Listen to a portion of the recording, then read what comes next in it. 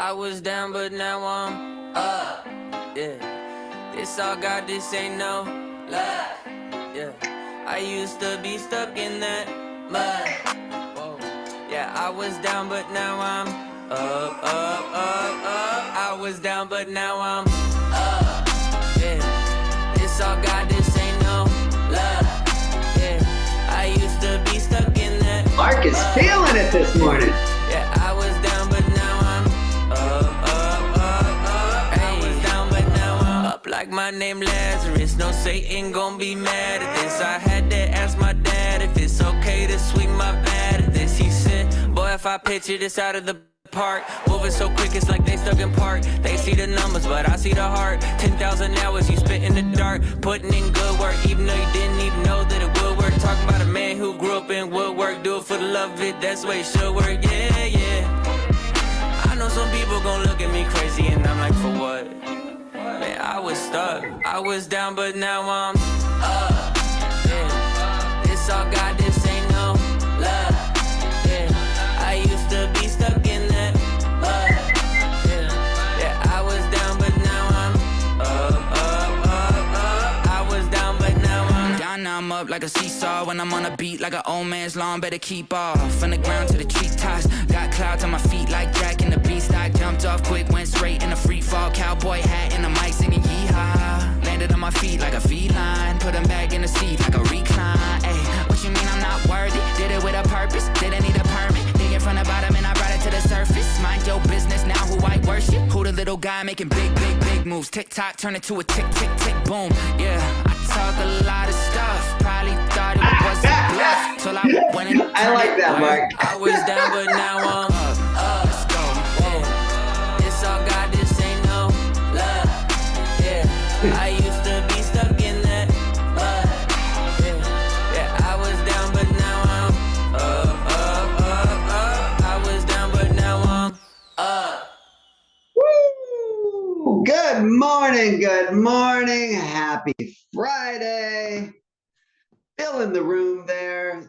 So I was laughing. I didn't see it. Mark only sent that message to me, but he asked if this was a public playlist or if it was only EXP exclusive. No, brother, you can definitely have the playlist. But a lot of that comes, I do some like a lot of retreats and stuff up at our ranch, and music is a big part of it, right? And so like this music will take you through these different journeys and stuff like that. So I love it, but I'm happy to share it with you. That one's just all of my like songs and stuff like that. But happy Friday, guys. Another week. Damn, we're getting really close to the fourth quarter of this year, which is absolutely bananas at this point in time.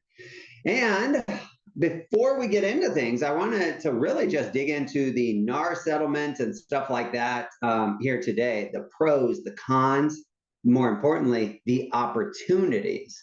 Because if you don't see this as an opportunity, you have your goddamn eyes closed right now. Like this can set up the rest of your career right now because other people are slow to adapt. They're trying to fight it, right? Well, why do I got to do this? All of that opens up massive opportunities for those that are doing business. And here's the thing, a lot of people were doing business this way already. And you probably should have been. But before we get into that, guys, let's talk. Who has some wins going on? Who has something good that they want to share today? Who has the first one for me?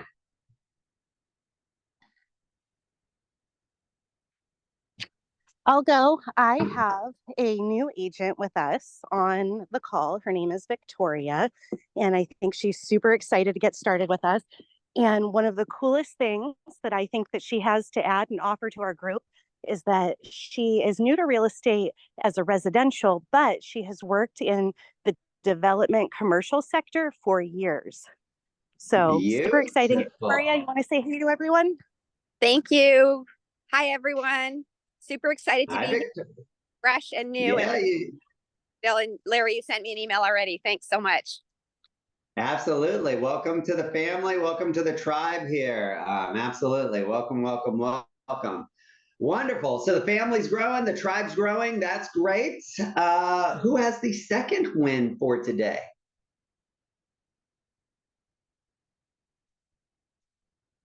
I'll wait. I'll jump on, Larry. Okay, talk to me.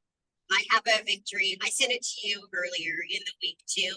So we've been talking about how to cross business into what I love, and we've never really kind of said, hey, what we do on the ranch with our exotic animals is something that can cross into real estate. So our big win is my husband and I are building this huge cabin, and we're kind of talking about expanding and getting into like a larger, higher paying Airbnb space.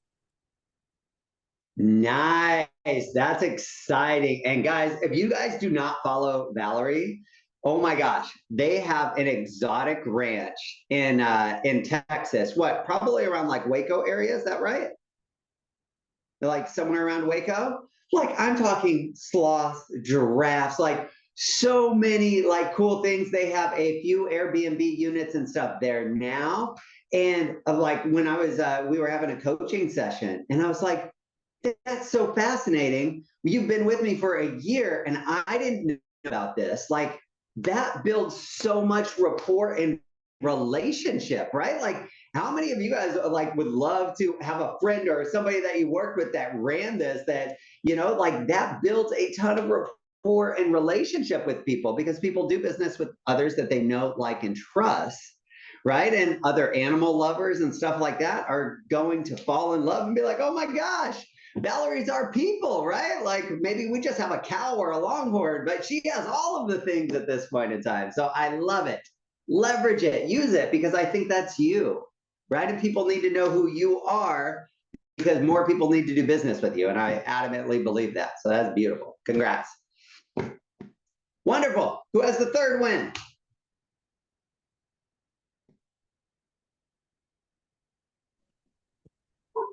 Hey, Larry, I can go. Ravi here. Talk to me, man.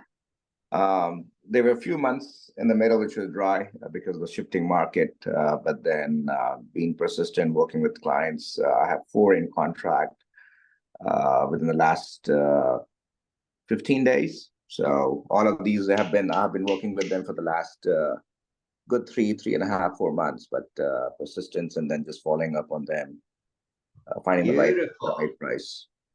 Yeah, and what's the average price point of those 4 deals, Ravi? $1 million. Beautiful. That's a wonderful 15 days of work, right?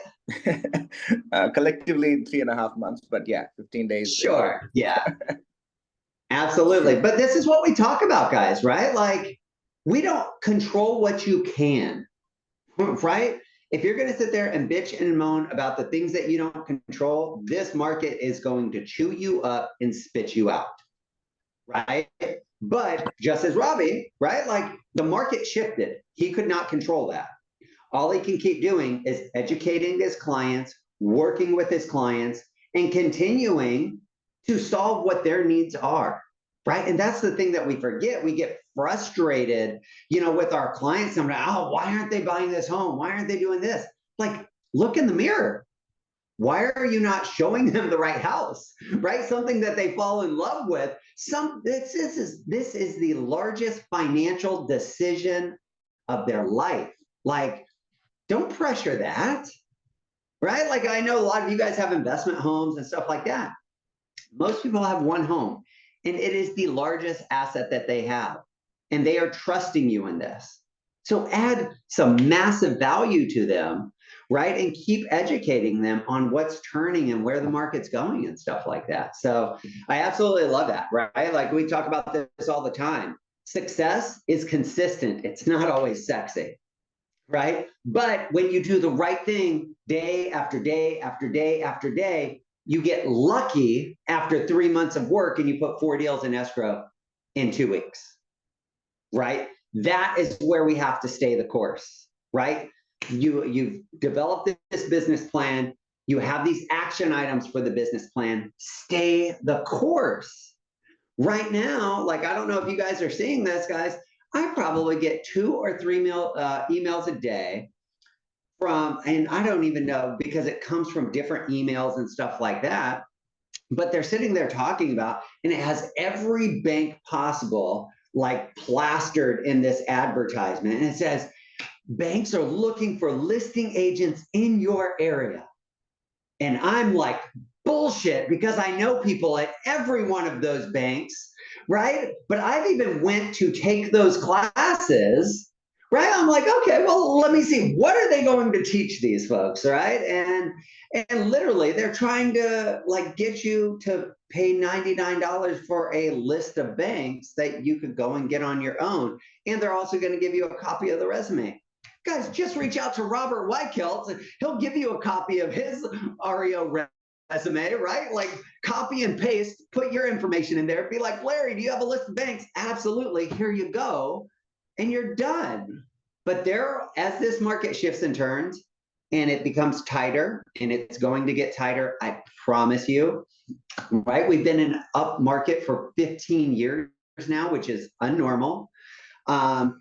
And when it gets tighter, there's going to be a lot of things like this, right? We run, I help run the REO Alliance on Facebook, and people are like, hey, I paid $500 for this assignment and I never got it. And we're like, yeah, you should never pay for the business up front. Like, terrible idea. And here's the thing, guys, like if you guys have questions, like post it in the REO Alliance, send it to this group and be like, hey, this seems a little fishy. And if it seems fishy, right, Oprah calls it the whispers, right? Like, you know if something's right or wrong. Like sometimes you decide to kind of do it anyways, but like listen to your gut feeling, listen to those whispers, right? Like most of the time you're right. You know, you talk yourself into it or why you should do it or something like that. But guys, we are primed in a really good position and stuff right now. So sorry, that was a longer tangent than I was expecting there, but thank you for the wins. Let's get into this whole NAR settlement. So we are official now, right? We are coming into 2 weeks since the NAR settlement.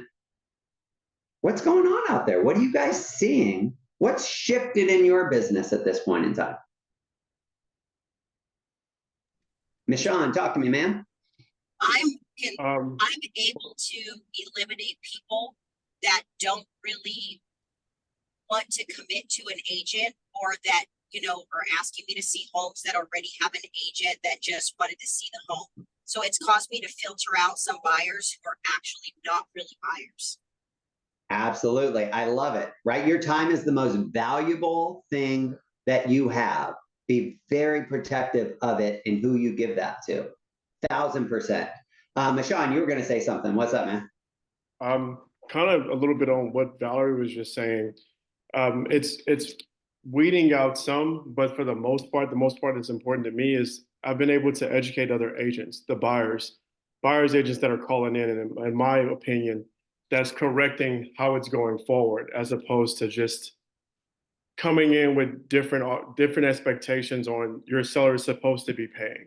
So I've had a lot of conversations with my last 6 buyers agents on it doesn't work like that, and they were uneducated on what was actually going on.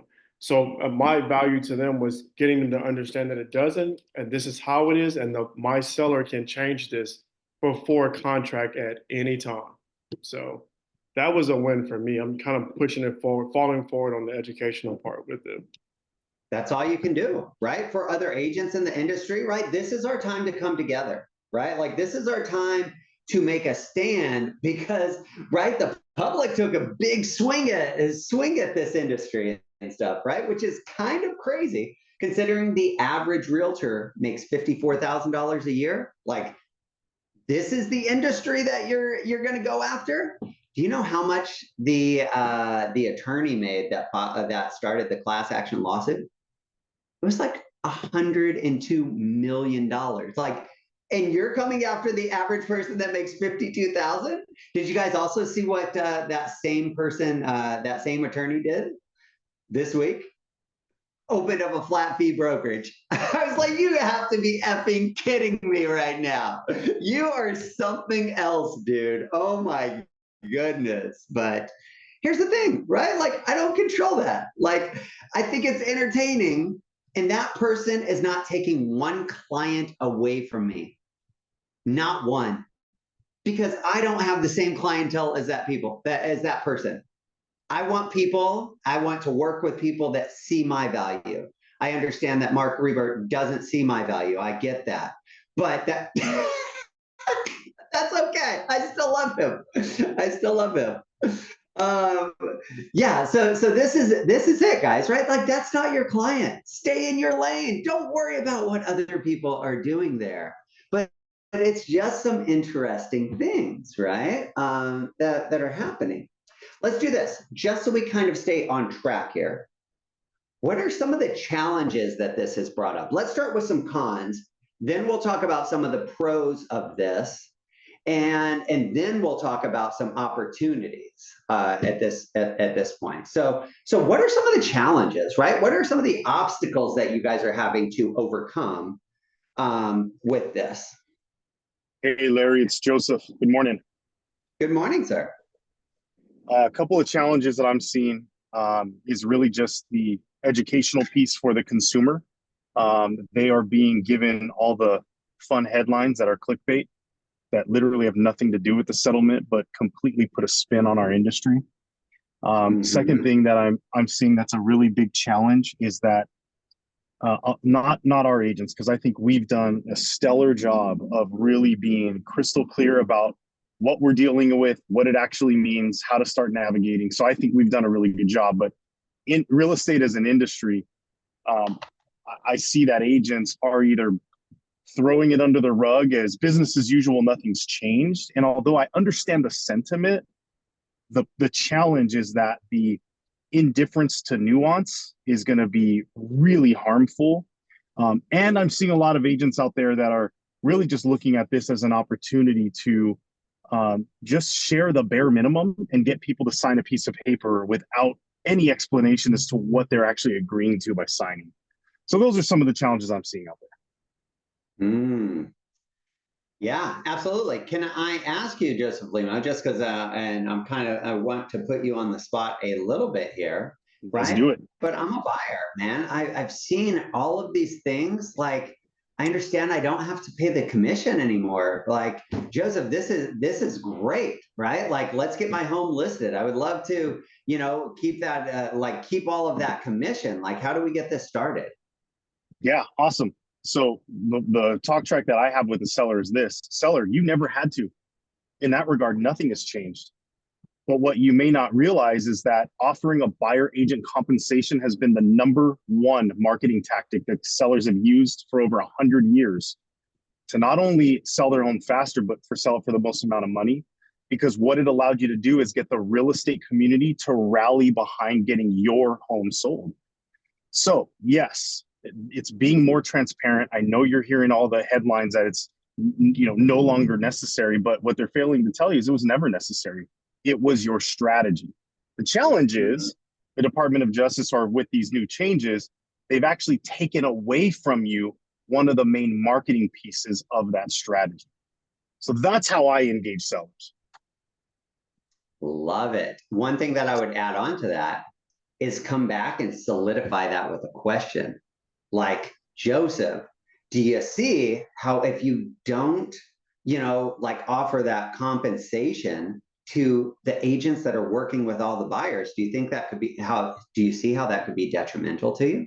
Right? Or I'm just, that was off the top of my head, right? But come back and ask a question that kind of ties all that together and gets their buy-in on it as well, because that was beautiful, brother. And that's why I called on you. Like, I know that you've been working on this and stuff, right? But tie all of that together for the closing, like by asking a question. Does that make sense to you? Right? And I'm shaking my head up and down. And then like I see some people on this call shaking their head up and down because I'm shaking my head up and down, right? Like, this is where like this matching and mirroring just naturally sort of happens and stuff there. That's why you're the pro, my man. I will share this with you guys as well. What I'm doing is I'm obviously, and we all need to do this when we're taking a listing. This is, I'm speaking to the choir, but I always bring a net sheet. And in that net sheet, or I'll create it on the fly, right, from my cell phone.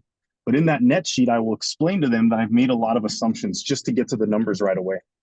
Then when we have this dialogue, what I'll do is I'll go back to that net sheet and help them understand, like, you said at this price, like, this is acceptable to you. And just recognize that I've assumed that a buyer asks you to pay their agent as much as 3% on this net sheet. Now, I'm not asking you to commit to paying 3%. In fact, I would love for you to give me an opportunity to save you some money as your listing agent. I know my negotiation skills. Let's put it at 2% that you're willing to up to that amount, right?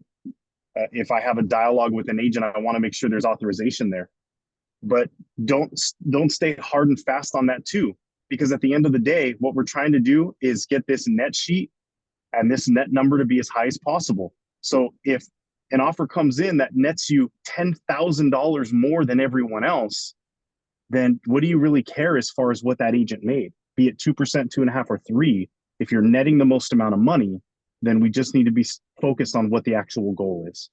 So that's how I'm trying to kind of navigate it, where I'm setting those expectations, but at the same time asking them to give me an opportunity to leverage my negotiation skills to their benefit.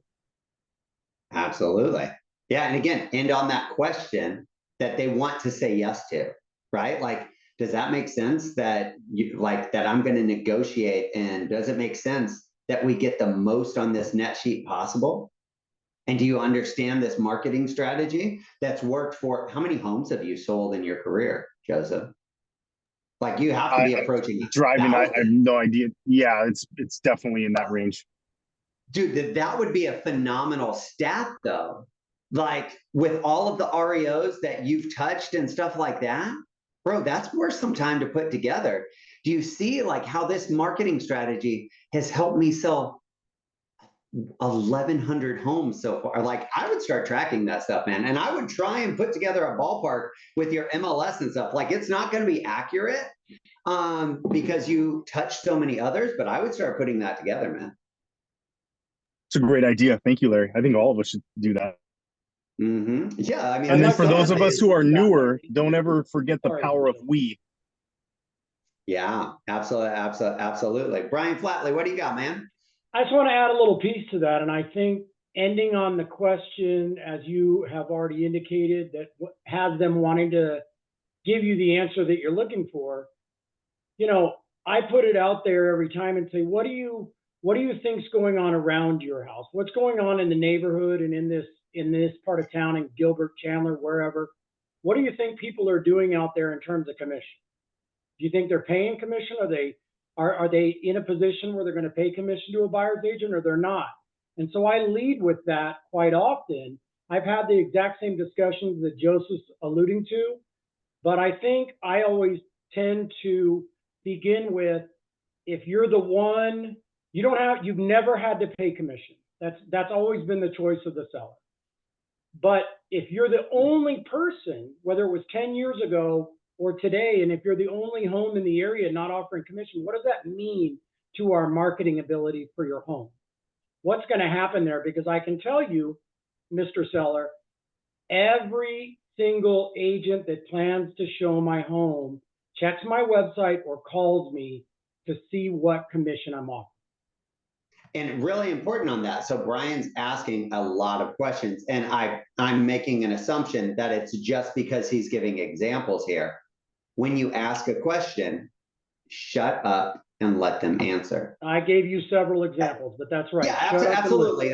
Yeah, I just wanted to clarify. So people, right, like if others are not using scripts, I don't want them going there and just being like, well, does this make sense? Right. And then going into the, like, you have to let them answer to solidify like the point that you're trying to make.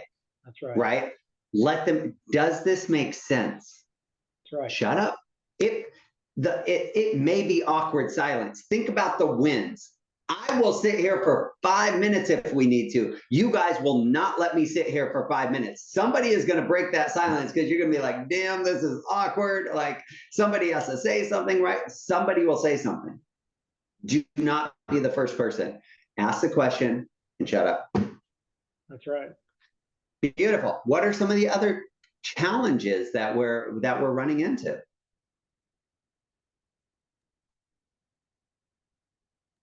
Larry, I think in the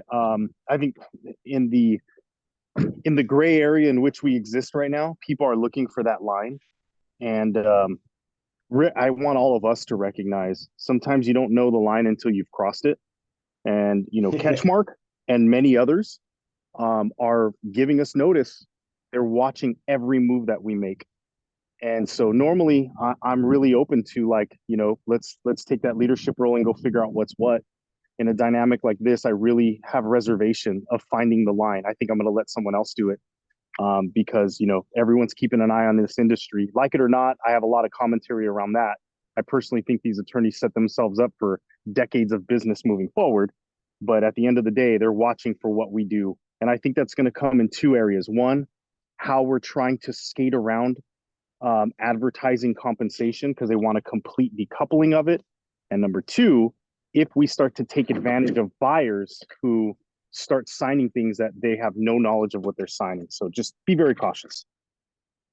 Yeah. And one of the things that I've noticed, with a couple of listings that I have, because I'm a listing agent for all of you guys that don't think I actually produce 2 listings, 1 under contract, right? But agents are like, well, can you just text me over like what the commission is?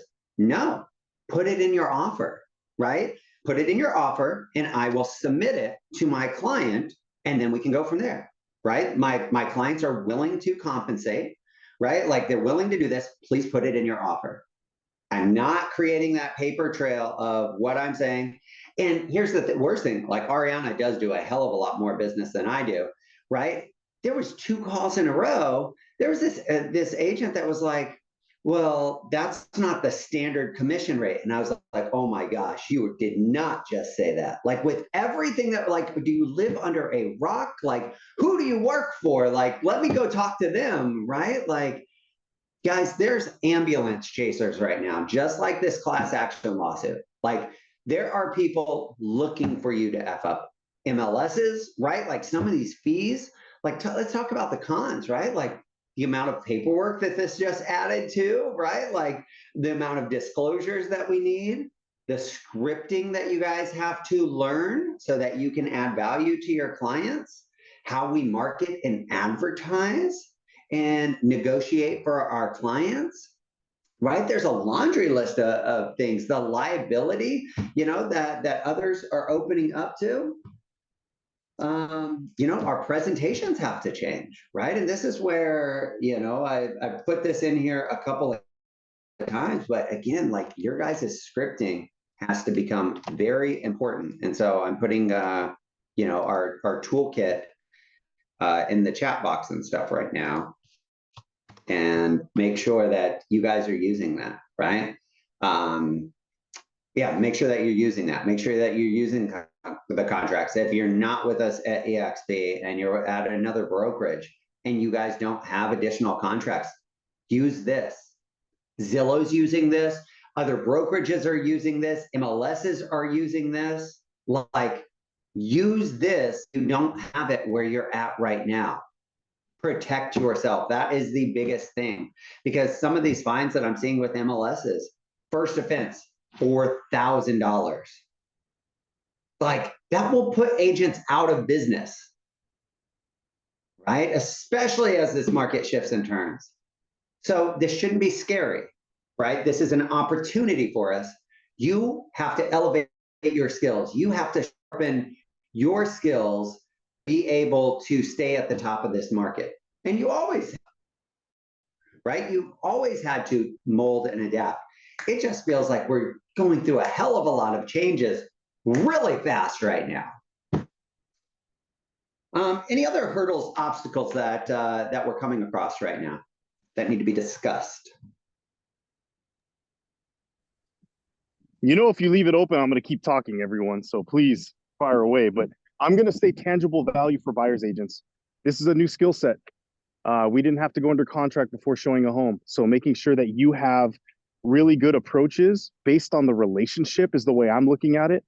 And what I mean by that is I have no relationship with, let's call it a Zillow Flex lead, which we have locally, right? No relationship. They've never even spoken with me. Versus my, cousin referring their best friend to me. It's dramatically different. So knowing A, what your approach is, and B, how to demonstrate that tangible value. And when I say tangible, I mean tangible to the buyer. For example, ZenList. those EXP exclusives are something that will really show a buyer like, wow, this is different. Calling around areas or neighborhoods in which they're looking or interested in. Yeah, that's more work for us, but would you guys mind if you get a couple listings around your buyer as well? Like these are the ways that we need to demonstrate value so they have a lot of confidence signing that contract. Love it. Love it, man. And I mean, guys, Joseph's been. Oh, wait, Larry, preaching. I'm so sorry. Let me end with this. Does that make sense to you, Larry? Sorry. Look, you're such a fast learner. Oh my gosh, you're not just another pretty face over there. I love it. Yes, that's perfect though, right? Like solidify that. Like beautiful, man. Great. What's the pros of this? How has this helped us? Well, I can tell you, I've took 4 listings this week, and every single agent has reached out to me asking for what's the compensation, while I got you, what are the terms and conditions. I'm having a conversation unlike ever before with agents that are actually out there working. So I'm super stoked by all this because now they're reaching out to me. We're having dialogue. I can tell you who I want to work with and who I don't want to work with pretty quick. It's a great tool to not only grow your organization, but grow your open house team for that property, saying, hey, you're a buyer agent looking for this property. How would you like to host this open house with me on this date? Oh man, I'm having a good time with this. This is awesome overload for sure. Beautiful. I love to hear that. Mashan, what do you got? Same. I feel like it's made us get more professional. It's kind of like a refresher. I don't see a bad thing about it at all. It's kind of refining your jump shot. You got to practice, right? So this is just a way of doing it more and refining who you are and sharpening your skills. That's it, guys. That's it. Let me ask this. What about open houses? Anybody ever like, guys, I think open houses should be a gold mine right now. Like talking with Tom Ferry. Mark, talk to me. What you got, man? So I typically pass open houses off to my team members, but I wanted to see how it was going to work with one of these, with all the new rules and that kind of stuff. And the attendance of unrepresented buyers was through the roof compared to what it used to be. Yes. And it was just like picking up candy. So open houses used to be kind of a waste. My listing was going to sell no matter what. If a buyer's agent wanted to sit there and take some leads, great. But most of the people there had agents. Since this change, it's been like the opposite, and attendance has been up. So it was a good way for me just to reach in and see what's going on and grab some leads real quickly. Now, make sure that you're doing your open houses right? Like have a table set up. Everybody's required to register. You know the house that they are looking at. So as soon as they leave there, pick up your phone. And if you're like a lot of us use like KV Core, like shoot a video message, right? And say, hey, just wanted to say thank you for coming to 123 Main Street. Look, we had a lot of traffic today. Only one person can get this, but I'm going to send over a list of homes that are very similar to this, and some are not even on the market yet. If you have any questions, if I can answer, like there's a lot of things about this settlement in the news, right? Like, please reach out to me, use me as a resource. And then they're going to be on some sort of a drip campaign. But if you just sit there and, oh, here's my business card, you're just hoping and praying that somebody reaches out to you. Nuh-uh. You coming to this open house, you're registering. But Larry, then they're not gonna buy a home. Newsflash, if they don't register, they're not buying or selling a home from you anyways. Like your chances are 0 if they don't register. Put it on your client. Ask your client, hey, is it okay for liability reasons that everybody that comes through a home registers? Are you okay with that? I don't want to register. Okay, well, my seller has requested that we don't let people in that don't for safety reasons. So if you want to come back with a realtor, they can register for you or they can do something else. Otherwise, have a great day. Walk away. Have no feelings tied to this. This is what your client has asked for you. And I'm going to ask the right questions so that my client will ask that of me, right? I'm not going to leave that up to chance. Mashan, you had something. What's up, man? I kind of agree with what he was saying. Now, The relationships I have with new builders, Theo Horton and things like that, are actually texting and calling me now and asking me, do I want to host some of their open houses? So I don't know where that came from, but I'm doing it. So Yeah, absolutely. And Mashawn is on fire. I think we were talking this morning, like 7 deals in the pipeline for September. Beautiful way to start this off, man. All right, what else we got? What other pros, right? We have our open houses. We have the opportunity to, create some value and stuff like that. Any other positives that you guys are seeing from this? I'll go, Larry. Talk to me, man. In Washington, we've been using buyer broker agreements all year. I've had 3 properties close now where all of a sudden an agent has reached out to me and said, hey, that buyer that bought that property, I had an exclusive agreement with that buyer and they bought it with a different agent. Like somehow that's my fault. And the funny thing is that they've sent these buyer agent agreements over. One of them was at 1%, another 1.5%, and another 2%, which was eye-opening to me that an agent's running around with buyer for 1%. But my thought on that is that if you're that weak, I'm going to exploit the hell out of you for the sake of my sellers. If I can get them out paying a 1%, 1.5%, buyer brokerage compensation, then more power to us. I happen to be in an MLS that is not realtor owned. We still are able to offer compensation if we choose to, but any of my retail clients that don't want that in there, I'm going to advise them to not offer anything, let a buyer's agent negotiate it, because if I can get them out 1 to 2% with some of these weak agents, then so be it. I don't represent the buyer, so it's just cost to my client. But if you're an agent that's going around and asking listing agents about what the buyer compensation might be, I mean, that's just a sign of weakness. I would never do that.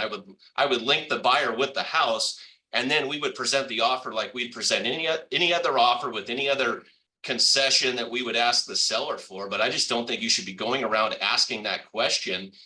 Submit the offer, negotiate it, but don't show the weakness right off the bat.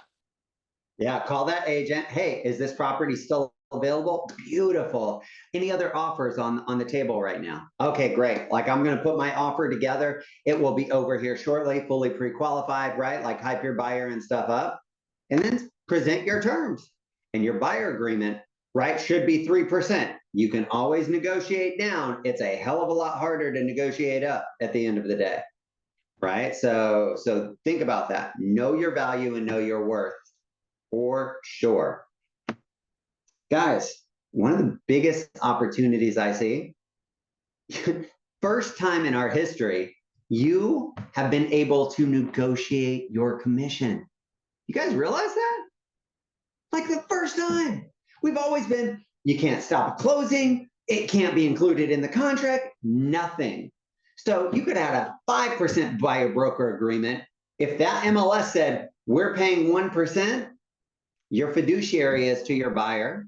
And I've never seen somebody go to their buyer and say, hey, look, you're going to have to clip me an extra 4% on this, right? Like, we go on the MLS and we're like, okay, here, because we're doing the right things and still showing that house. There's some agents that don't do the right thing and don't show the house because they look at that commission thing first.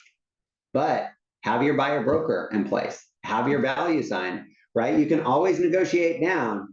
But if you have that buyer broker at 1%, at 1.5%, bonus for the listing side, right? Like, Jared's gonna crush you on that negotiation and stuff there. So this is the first time in our history, like in my 17 years of real estate, that we've even been able to talk about commissions at this point in time.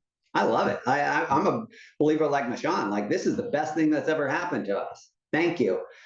And again, his flat fee brokerage isn't doing a damn thing to me, right? Like, my clients don't see the value in him because look at the stats compared to what he's getting, especially as this market turns, right? I'm noticing on a national level, we're 3-4%, 3 to 4 months supply of inventory in a lot of areas right now. Guys, within the past couple of years, there were some markets that were 2 weeks supply of inventory. Like, as it approaches this 5 to 7 months is an average or what's considered normal, real estate market. Under 5 months, it's a buyer's market. There's a lot more negotiating power. Over that 7 months, man, you're going to start seeing a lot of pressure on homes, right? So look at that. That's a leading indicator of what's going on, because if we're at 8-9 months, you don't want to start being overpriced on that market, because you're going to be chasing the market, because that market's going to start coming down here. Yeah, we have inventory growing quickly there in Charlotte. Michon, what do you got, brother? I agree with Jared, because I just had that happen last night where a buyer's agent, and I'm a buyer's agent and a selling agent, so I get it. But she called me and said, my client feels that we should be $5,000 less, and had really no value behind it. Just sent me a quick email. So I sent her back, I called her back and I said, hey, that's fine. My seller's willing to do that, but I need you to check this agreement now. And I sent it back to her at the buyers that my seller's going to pay you 2% now. And she goes, wait, what? Why? Well, this is the reason why. We're missing $5,000. The $5,000 is coming out of your commission. Congratulations. So this morning she sent me something back saying, oh, my buyer's going to move like you want to going forward.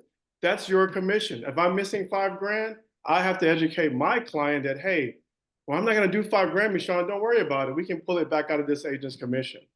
And she didn't understand it. But what she understands now is that before the contract, doesn't matter what I said. If we're not in the contract, that commission can be negotiated until we go into contract. Yes, sir. So guys, look, there's a lot of changes, right? We're still in this gray area. The paint's still wet right now, right? Like, we're going to learn a lot more lessons and stuff like that. I could not be more impressed with kind of our leadership, our group and stuff like that, and how we're kind of leading this charge. Lean into it. Make sure that you're attending your broker meetings, your MLS meetings. Stay abreast of what's going on here, right? Like, make sure you're on top of this. Literally, it's your job, right? It is your career at this point in time. Take that seriously, right? Elevate yourself on this topic and stuff here, and set yourself apart from the competition. Like, this is the time to blow that up. And take advantage of it, right? Like, we're having a lot of great conversations, right? Like, I mean, some of you, like, I know Brian Flatley, I think, his team has, 21, 23 listings or something between his team over there in Phoenix, right? Like, I would be reaching out, like, finding more finding more open house agents, like, because he only has 3 people on his team right now, right? Like, they couldn't do open houses if they wanted to in a weekend, right? So go out there, use this as find ways to add value to more people. Yes, absolutely, you can do that.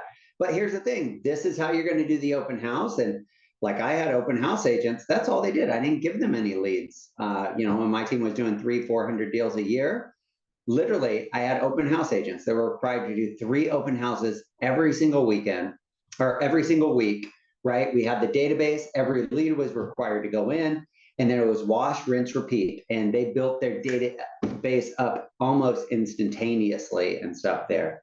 So capitalize on this, right? Like, this is a huge opportunity. Robbie, what do you got, brother?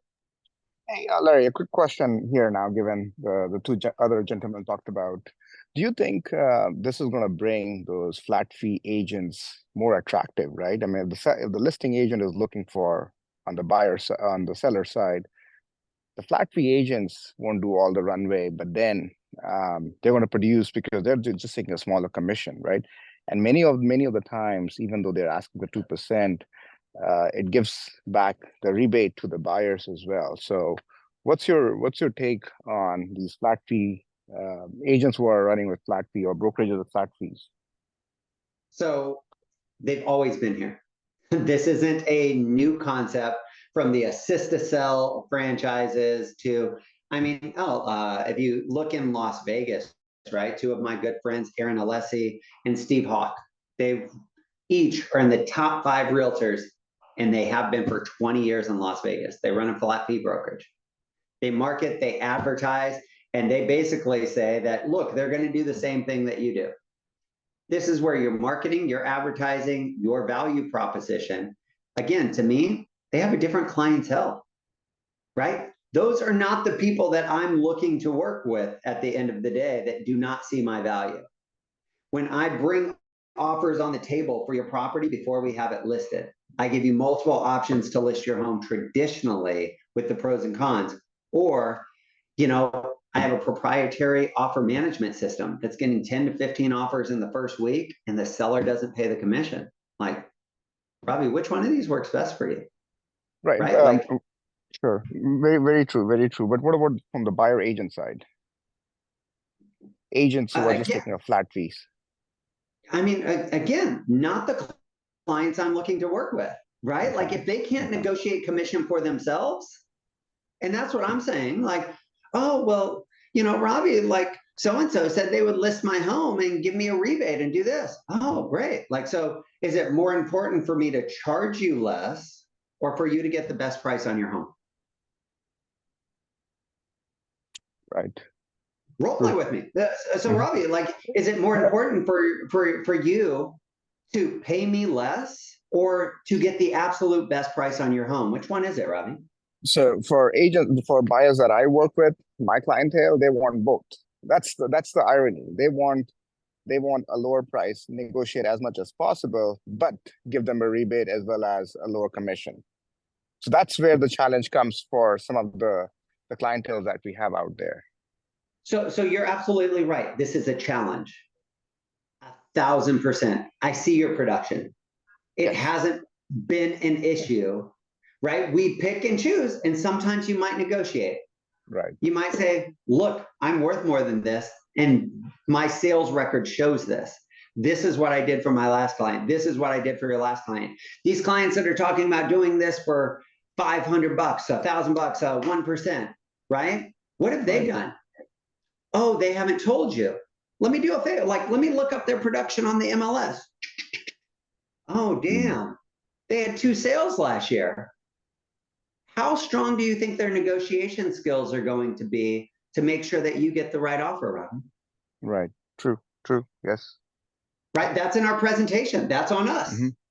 So these people have always been here, right? Like, the people that want rebates and stuff like that, that is nothing new. We decide, do we want to work with them or not? And if we do, how much do we want to be compensated? That's it. That's just another negotiation. That's just sharpening the skills, right? Which I truly believe, because I know your production, that you're really good at. And then some people we might have to walk away from. Great. Why don't you go work with them? If you don't get the properties and stuff that you're looking for and stuff like that, come back. I'm always willing to work with you. Sure. And then I'm going to walk away. Good one. Thank you, Larry. Yeah, absolutely, man. So again, I think that's just where we have to have, I think one of the unique things is now we have to have a strategic buyer's presentation, which a lot of people have never had before. So I think that's where we have the opportunity to increase our skills on that buyer side. Is we got to be like really sharp with that. Hey, Larry. Yes, ma'am. It's Kelly and Jeff and driving, so no camera today. But Jeff, go ahead. Okay. Oh, so one thing I wanted to say that I use with my sellers that works very well for me anyway. And the question is it what's more important to you? How much I make or how much you net, right? On the seller side. So what's more important to you? How much I make or how much you net? And then on the buyer side, kind of the same thing. What's more important to you? How much you say, what would you say on the buyer side? Sorry. So basically just flip that around the buyer side, right? It's what's more important to you is how much you save, not how much you pay me. Right. Yeah. What's your loan going to be? What's your loan amount? Right. If I can save you an extra $10,000 at 6% interest over 30 years, do you want me to calculate what that looks like for you? Like, put it in numbers, put it in front of them. Oh my gosh. So my negotiation skills are going to save you $42,000 over the life of this loan? Again, And sharpen your skills. one more thing is working really well for Jeff. Well, I have a buyer presentation that I keep fine tuning as we go along, but that works really well. But also Jeff has a credibility pack. And in that credibility pack, it goes over stats. It goes over, you know, how much he's able, you know, he's sold over market value, you know, going over the services he provides. And having something like that when you're meeting with a seller is going to outshine any flat fee brokerage, right? So just knowing your value and then being able to showcase it, I think Demonstrate it. Yeah. demonstrate it, showcase it, you know, is huge. Absolutely. Hey, Larry, I would also recommend that we're really good at making sure that we're identifying where we add value, obviously above and beyond where we show properties, above and beyond how we negotiate the original contract, but all the ways in which we protect them throughout, because that's where they can lose their earnest money deposit. That's where they could, you know, make huge financial mistakes because they don't have a professional in their corner guiding their way. So we better be good at making sure they're clear about the whole thing. That's where I think we've been short-sighted as an industry on the buy side, and not us as an industry, right? Where it was all about like, you know, well, I'm the key for you to get in the house, or you don't know about properties. And then Zillow came and everyone freaked out. We got to make sure if we're going to, you know, really demonstrate our value, it's got to be from A to Z. Yeah, absolutely. Guys, I love it. Like, be excited about this, right? Step up your game, right? And really add some value to people. Like, that is our opportunity right now. Build groups, build teams. I think all of you guys are extremely valuable. And so, you know, make sure that you guys are elevating other people, like whether that's just educating the buyer's agents and stuff there, you know, and now be cautious with your time, right? Some people are never going to get it, right? Don't try and force them. Like, there's some people that are going to be out of this business because it's not easy anymore. This is your opportunity to capture massive market share. Promise you. Larry, can I add one more thing, if I may? Everyone's welcome to, so I'm not doing it this Saturday, I'll be out of town, but every Saturday, likely for the next 3 to 6 months, I'm doing a live webinar for consumers, my buyers, my sellers, anyone, so they understand what these changes are, and so that they can start to see what it's going to look like as far as the skill sets necessary for an agent to properly guide them when selling or buying. I think that's a really unique opportunity for all of us. And I invite all of you, whoever want to attend, you're welcome to, mainly because I want you guys to go out there and do it in your own markets for yourself. If nothing else, you're going to hunker down your own sphere of influence. But I'm also encouraging my SOI to help me grow my influence in terms of educating people. So I kind of turn them into my sales staff as far as filling these webinars. So you guys are welcome to attend. I think that's going to be really important. Larry, you started with this.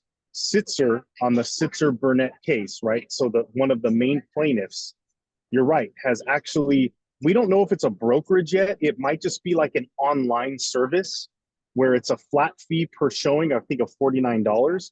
And then like what they call offer prep for like $200. I don't know the details, but you know, does that scare a lot of people? Yeah, I get it. But guys, if Sitzer moves forward on this, it's very likely the next time he's in litigation, he's not the plaintiff, he's the defendant.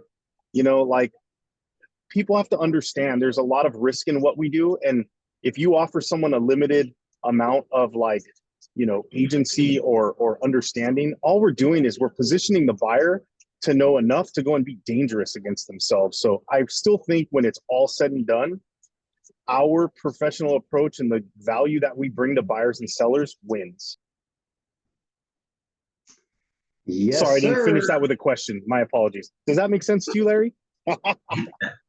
That makes sense to me, man. But that's that muscle memory, right? Because you come back to your natural instinct of just kind of going on, right? Like, so I applaud you, man, for taking that feedback and like implementing it, right? Like, especially in front of all of, you know, this group of top performers, like this is where we start to build that muscle memory and stuff. And, you know, you might slip up and then you can be like, damn it, I didn't do that, right? And every time you're just going to get stronger and stronger. But guys, Amen. you have to practice. Larry, you are a main coach and mentor to me, and that'll always be the case, brother. Absolutely, man. I love you guys to death. All right, guys. Well, that is all that we have for today. So go out there, use this, capitalize on it. If you need anything, call, text, email me, let me know. For those of you guys that I will see at 5-Star in a few weeks, make sure that Eric Bangle has you attending, because we're hosting a number of different events and stuff there. He's the head of communication for American Destiny. I'm not going to be the head of communication for our group when we have somebody already, right? So like, just make sure he has that. He will keep you abreast of all of the different places and stuff like that. But again, I think if you're not going to 5-Star, like, I think this will be one of the lowest attended 5-Stars because the market shifted, right? People aren't doing as much business. There's not a ton of REO right now, but this is where you will build the relationships for the next 4 to 8 years. I think that is what this next cycle is going into. So don't step over $1 to pick up a quarter, right? Like, lean into this and make sure that you're there. Figure out where that market is shifting and going to, and capitalize on this. So have a great week, guys. If you need anything, call, text, email me. Love you guys. I'll talk to you soon.